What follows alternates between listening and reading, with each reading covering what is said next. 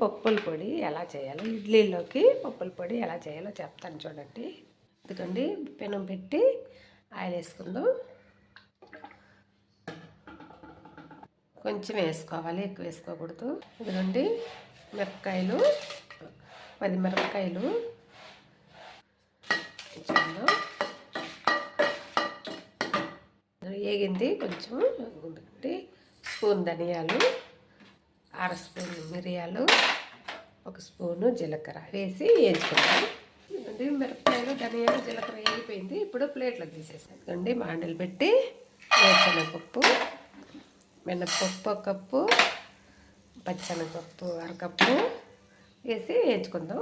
చూడండి వేగుతూ ఉంది. ఇంకొంచెం ఎర్రగా వేగాలి. వేగేదాకా వేపుకుందాం. చూడండి పప్పులు వేగాయి. ఇందులో తెల్లుల్లిపాయలు అరపాయి 10 పల్లులు వేసుకున్నాను. అందులో